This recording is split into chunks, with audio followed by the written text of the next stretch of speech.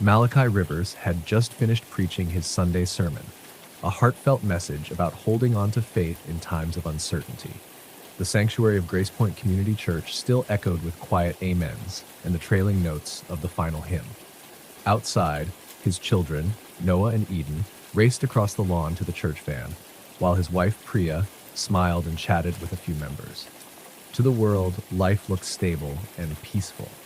But inside, Malachi felt like he was standing on cracking ice. The erosion of his faith hadn't come from some catastrophic event, but from an agonizing silence. He had prayed for months, asking for clarity, direction, even a spark, and heaven had responded with stillness. He kept preaching, kept leading, but he was running on fumes. The ministry had slowed, attendance had dipped, the outreach programs were being cut due to budget strain, and with every Sunday that passed, he felt more like a performer than a shepherd. He had once been on fire for God, leading mission trips and baptizing dozens, but now he barely made it through devotionals. A call from the church board didn't help. They requested a meeting to check in, but he knew what that meant: veiled concerns about his leadership, quiet questions about his passion. That same night, Priya asked him a question that hit deeper than she realized. When's the last time you felt God speak clearly to you? He couldn't answer. Later, unable to sleep, Malachi dropped to his knees in the study and poured out everything in a raw, broken prayer. God, I'm not okay. I don't feel you. I don't even know if you're listening. The Bible on his desk, still open from his morning reading, sat at Psalm 42. Why, my soul, are you downcast? Put your hope in God. It stirred something in him, but the next day shattered him completely. His phone rang while he was pulling into the driveway after dropping the kids at school. It was Priya. There had been a car accident. His older brother Elijah, the man who had first introduced him to Christ, was gone, killed instantly. Malachi collapsed in the driveway. The grief that followed was suffocating. Elijah had been his mentor, his anchor, his example of steadfast faith. Malachi stood at his brother's funeral, trying to read Psalm 23, unable to believe the words he'd spoken countless times before. He took a leave of absence from the church. He stopped reading scripture, stopped journaling, stopped talking to God. He wasn't angry, just hollow.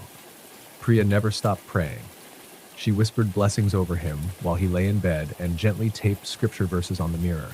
Isaiah 40, Romans 8, James 1. He noticed them but didn't feel them. One rainy evening, in the quiet of a house that felt foreign, Malachi opened one of Elijah's old devotionals. A sticky note was pressed onto one page in his brother's handwriting. Sometimes the greatest act of faith isn't walking on water, it's not walking away. The words hit hard. Malachi whispered to the silence, I haven't walked away, not yet. And there in the smallest crevice of his soul, he felt something flicker. Not joy, not clarity, but the quiet, stubborn ember of faith still burning. He lit a candle, opened his Bible, and whispered, God, I'm still here. I don't know what that means, but I'm still here. Malachi Rivers woke the next morning with swollen eyes and a faint headache, the kind that follows a night of heavy crying and no real sleep. The candle on his desk had burned down to a stub, and the open Bible still rested on the last page he read. Psalm 34 stared back at him. The Lord is close to the brokenhearted and saves those who are crushed in spirit. He wanted to believe that. He wanted to believe God was still close, even if he couldn't feel him. The kids moved quietly through the house as if they understood something sacred was shifting in their father. Priya brought him a cup of coffee and kissed his forehead. You don't have to figure it all out, she whispered. Just don't give up. That day, for the first time in weeks, Malachi sat in the small prayer room at the church, even though he was still on leave. It was dusty. The cushion on the kneeler was worn. A flickering bulb buzzed overhead. He sat in silence for a long time. He didn't say much. He didn't hear anything. But he sat, and that was a kind of worship too. Over the next few days, something unexplainable began to happen. Little things. A church member sent him a letter. No return address. Just a note that read, I still believe in your calling. A stranger at the grocery store covered his bill and said, I don't know why. I just felt led to bless you. Priya found an old voice memo on her phone. Elijah's last prayer over the family during a Thanksgiving gathering months before he died. They listened to it together, and Malachi wept again. Not out of despair this time, but because the words were still alive. In that voice, he heard faith, a simple, unwavering trust in God's presence, even in suffering. One afternoon, Malachi wandered into the church sanctuary alone. The lights were off. The room smelled faintly of pine and candles. He sat in the back row. There were no worship songs playing, no sermon notes to prepare, just him and God. And in that quiet, something inside broke open, not in pain, but in surrender. He whispered a prayer. "I don't need answers, God. I just need you. I can walk through the fire if I know you're in it." That night, he revisited the story of the fiery furnace, Shadrach, Meshach, and Abednego, and he noticed something he hadn't before. They were never promised deliverance. They simply declared that even if God didn't save them, they still wouldn't bow. Even if not, they said. Malachi closed the Bible and repeated those words, "Even if not, I will still trust you." Slowly, his faith was not being rebuilt like a house. It was being reborn like a flame. Not flashy, but steady. Not perfect, but persistent. He began writing again, just a few lines each day. Honest lines. "Today I felt numb, but I chose to pray anyway. I didn't hear your voice, but I still opened my Bible. I don't feel strong, but I trust you are." He met with the church board again a few weeks later. They were gracious, even more than he expected. One elder teared up as Malachi spoke of his grief, his doubt, and how God was meeting him not in his strength, but in his weakness. "Your vulnerability," the elder said, "is more powerful than all the sermons you've preached." The board encouraged him to take the pulpit again when ready, not to perform, but to testify, to preach from the pain, not despite it. That Sunday, Malachi stood before a quiet congregation and read 2 Corinthians 4:8-9. "We are hard-pressed on every side, but not crushed, perplexed, but not in despair." He paused. "I want to tell you something," he said, voice shaking. "I've been through the storm. I'm still in it, honestly. But I've found that faith isn't about escaping the fire. It's about trusting God in it. And even when I couldn't feel him, he was still there." There were tears in the pews. Priya held Eden close. Noah leaned forward, hanging on every word. Malachi smiled, not because things were easy, but because for the first time in a long time, he wasn't pretending. He was honest, broken, and faithful. And that, he realized, was enough. In the weeks following his return to the pulpit, Malachi Rivers found himself preaching less from carefully constructed outlines and more from the raw places of his heart. His sermons became stories, tangled, unfinished, yet undeniably real. He spoke openly about grief, about questioning God, about waking up some mornings and not wanting to open the Bible but doing it anyway. Congregants responded not with polite nods, but with tears, hugs, and whispered confessions. I thought I was the only one. One morning, a teenage girl named Zara waited after service and told him she had planned to end her life the previous week. But something he had said, "God isn't afraid of your doubt," made her feel seen. Malachi hugged her like she was his own daughter. He didn't try to fix her. He just held her. That night, he wept again. Not because he was broken this time, but because he was finally starting to see how God could use brokenness to reach others. At home, Priya noticed a shift in him. He laughed a little louder, held her hand more often, and sat longer at the dinner table. The kids seemed to bloom too. Faith wasn't something they were told to practice.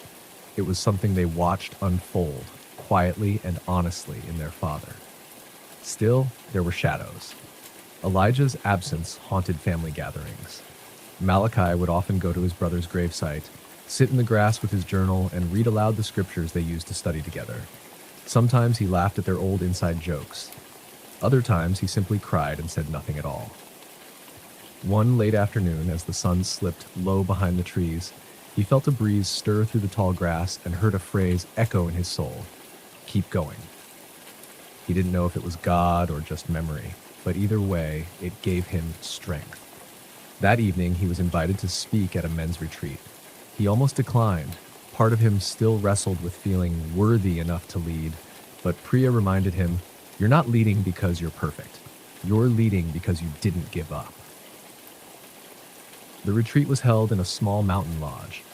On the first night around a campfire, Malachi told his story, not just the polished parts, but the cracks. He told them about losing Elijah, about yelling at God, about the months when he kept going to church but left Jesus at the door. Silence followed, but it wasn't empty. It was sacred.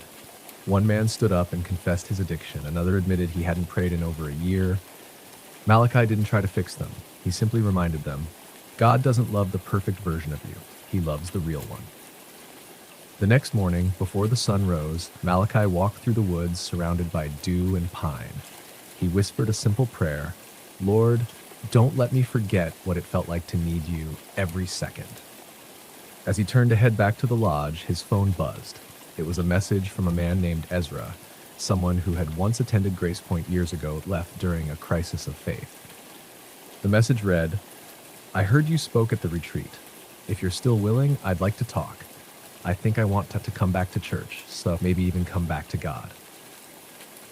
Malachi stood there under the canopy of trees, overwhelmed, not by his own ability, but by God's gentle work in places he never thought redemption could reach. He realized then that faith wasn't a straight line or a perfect script. It was a thread. Fragile, sometimes frayed, but still holding, still pulling, still leading him forward. Malachi returned from the retreat changed, not in a loud, dramatic way, but with a quiet steadiness that settled into his bones. He wasn't chasing certainty anymore. He was learning to walk with trust. His mornings became sacred again. Before the sun rose, before the kids stirred, he sat by the window with his journal, a cup of coffee, and the word open on his lap.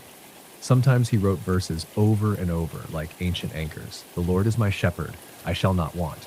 Other times he simply sat in the silence and listened. Not for thunder or revelation, but for the still small voice that Elijah once spoke of, the one that whispers in wind and waiting. The church began to flourish again, not because it became flashy, but because it became real. People came not for performance, but for presence. They came to see a man who didn't hide his scars, but pointed to the one who healed them. Ezra returned, just as he said he would. He sat in the back pew the first few Sundays, arms folded, face unreadable. But eventually, during a service where Malachi preached about Peter's failure in redemption, Ezra wept. Afterward, he approached Malachi slowly, almost trembling. Do you think God still wants someone like me? He asked. Malachi didn't hesitate. He never stopped. Ezra started coming to men's Bible study. He wasn't perfect, still struggled with anger, still asked hard questions, but he was hungry for God. And that, Malachi realized, was what faith looked like. Not polished certainty, but persistent hunger. At home, Eden began writing songs. One morning, Malachi overheard her singing softly in her room. When I feel small and the sky turns gray, I know my God won't walk away. He stood outside her door and cried silently, grateful that somehow, through all the chaos, his daughter had found her own way to believe. Noah, too, showed signs of transformation. Once reserved and hesitant, he started asking big questions about heaven, justice, and why bad things happen. Malachi didn't pretend to have all the answers. He simply welcomed the questions, offering honesty instead of cliches. One night, Noah asked if they could pray together before bed. They knelt side by side, father and son, and Malachi knew that this quiet moment of trust was the true fruit of faith. At church, Malachi began a sermon series titled Through the Valley. He preached on David's laments, Naomi's bitterness, and the years Joseph spent forgotten in prison. Each week, the sanctuary filled with people desperate to know that God was still present in their pain. After one service, an older woman named Ruth approached him. She'd been widowed for years and said she had almost stopped believing. But something you said, she paused, holding his hand tightly, reminded me that even the bitter waters can be made sweet. That phrase stayed with him. The bitter can be made sweet. Not erased, not rewritten, but transformed. He started writing again, not just in journals, but in a manuscript, a book about holding on to God through grief, doubt, and silence. It wasn't flashy, and he didn't know if it would ever be published, but it felt like obedience, like offering his loaves and fish to a God who multiplies. One evening, as the sun dipped behind the trees and the house filled with the scent of Priya's cooking and the sound of Eden strumming her guitar, Malachi stood in the hallway watching his family. There was no grand miracle that brought them here, no instant healing, no voice from the sky, just a million small mercies. He closed his eyes and whispered, "Thank you." Not because everything was perfect, but because God had never stopped showing up. Faith, he realized, wasn't a fortress. It was a fire, sometimes blazing, sometimes flickering, but still burning, still alive. Malachi stood at the edge of a new season, not fully aware it had begun. What used to feel like survival now felt like sowing. The seeds he had planted in pain were starting to bear quiet fruit, not through fanfare, but through transformed lives. More people began attending the church, not because of flashy events or clever marketing stats, but because word had spread that Grace Point had become a place where people could be real. They came with grief, with anger, with questions. And Malachi greeted them not as a man with all the answers, but as one who had learned how to sit in the mystery with others. A young couple, Darren and Myra, who had lost their child to a rare illness, came after hearing one of Malachi's messages online. They cried through most of the first service. Afterward, they didn't ask for theology. They asked for someone to simply say it was okay to hurt and still believe. Malachi welcomed them into his office, shared coffee, tears, and stories of Elijah. God didn't leave us, he said, but sometimes it takes a long silence before we learn to hear him differently. At home, his relationship with Priya deepened. They began a habit of late-night walks, just the two of them, after the kids were in bed. They talked about life, about the early years of their marriage, about how pain had both shaken and strengthened their bond. Priya confessed she still had moments of fear that grief might come again, that loss might strike without warning. Malachi took her hand and replied, "I can't promise the storms will never come again, but I can promise we'll walk through them together, and not alone." One afternoon, while organizing a church cleanup day, Malachi found an old prayer card wedged behind a pew. It was from a funeral 3 years prior. He remembered the service, a young man named Caleb who had taken his own life. The family had been shattered. Malachi had fumbled through that funeral, unsure of what to say, only certain that silence was sometimes more sacred than speech. Now, years later, that same family, Caleb's parents and sister, had returned to Grace Point. They told Malachi that something about his vulnerability had helped them breathe again. "You didn't pretend the pain wasn't real," Caleb's mother said, and somehow that made room for hope to return. Malachi wept after they left, not out of sorrow, but out of awe. He was beginning to see what the valley had always been about. Not punishment, but preparation. Not the absence of God, but the deepening of his presence. That night, he wrote in his manuscript, "Faith doesn't always rebuild what was lost, but it teaches us how to build something new upon the ashes." As winter rolled in, life at Grace Point didn't slow down. In fact, it seemed to grow more alive. People bundled in coats and scarves came to midweek prayer nights. Malachi began leading a new series, Anchored. Each week focused on a biblical character who endured when it would have made sense to walk away. He preached on Habakkuk, on Paul's prison letters, on Mary standing by the cross. The stories felt heavier in the cold air, but also warmer, like fires that refused to die. After one particular sermon, an elderly man named Vince approached Malachi and said he hadn't prayed in nearly 20 years. "My wife died, and I just stopped," Vince said, his eyes full of glassy sorrow. "But tonight, something broke open. I think I want to try again." Malachi sat with him in the front pew, and they prayed. Not elaborate words, just simple breaths of returning. "God, I'm here," Vince whispered, and Malachi believed heaven leaned in to listen. At home, Eden surprised the family with a song she wrote and played for them after dinner. The lyrics were raw and beautiful. "You never left me, even when I let go. You held my heart when I couldn't show." Malachi felt something shift as she sang, as if the sound itself was stitching their family's hearts even tighter. Later that night, he and Priya held each other in silence, listening to the rain tap against the window, both fully aware that the healing they'd hoped for hadn't come in one sweeping miracle, but in daily mercies layered over time. Then came a call that would stretch Malachi's faith once more. A large church downtown, well-funded and nationally known, reached out. They were looking for a new lead pastor and had heard about Malachi. They offered resources, a larger platform, even a publishing deal. The temptation stirred in him. What could he do with more reach? More influence? But when he brought the idea to Priya, her eyes searched his. "Do you feel called to leave?" she asked gently. Malachi sat with the question. It haunted him. Not because he didn't want growth, but because he knew faith wasn't about climbing ladders, it was about listening. And the God who had walked with him in the valley was not calling him to escape it, but to stay and keep lighting lamps for others walking through their own. He declined the offer, not because it wasn't good, but because it wasn't home. That Sunday, standing in the pulpit of Grace Point, looking out at people who were scarred and still believing, he smiled. Not because everything was perfect, but because faith had grown roots deep in the soil of struggle. And in that moment, he knew. This was exactly where he was supposed to be. The seasons turned again, and with each shift in weather came deeper revelations. The church, once fragile and barely hanging on, had become a pillar in the community, a place not just of worship but of restoration. Yet, as much as things flourished outwardly, Malachi began feeling a subtle restlessness in his spirit.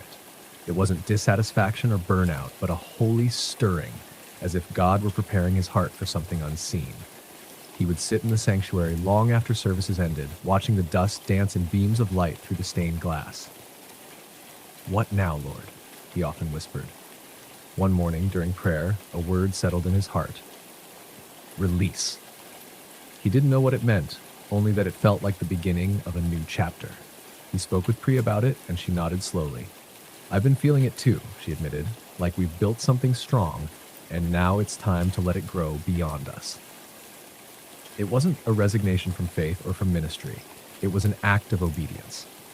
After much prayer, fasting, and counsel, Malachi announced to the church that he would be stepping down as lead pastor at the end of the year, not to escape, but to make space for the next move of God.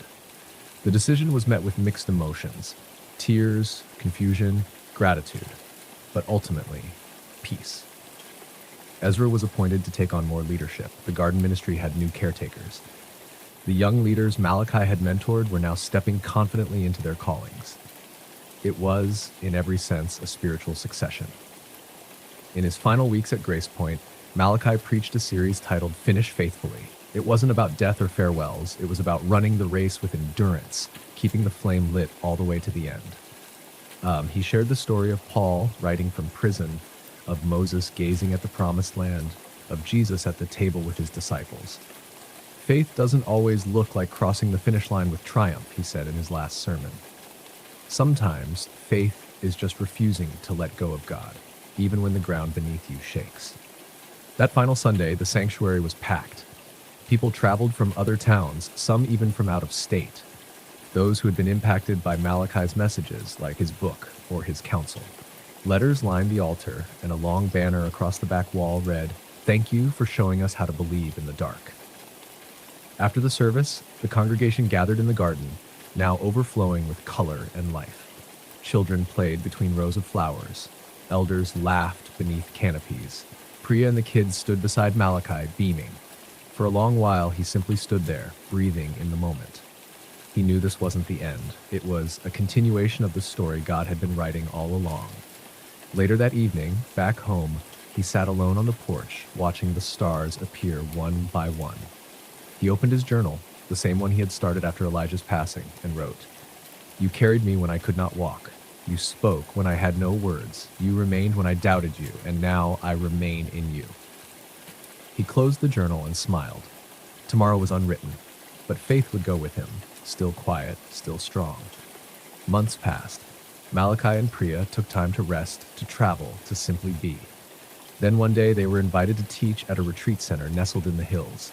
It was not glamorous, but it felt right. They accepted, and soon they were mentoring other couples, pastors, leaders, people who had known their own valleys. Malachi didn't preach as often, but when he did, it came from a place of depth that only years of both joy and sorrow could offer. He taught on maintaining faith not as a mountaintop experience, but as a lifestyle, steady, resilient, and honest. In time, Through the Stillness became a course for recovery groups. Quotes from his journal were printed on church walls and devotionals, not because he sought recognition, but because authenticity always echoes louder than performance.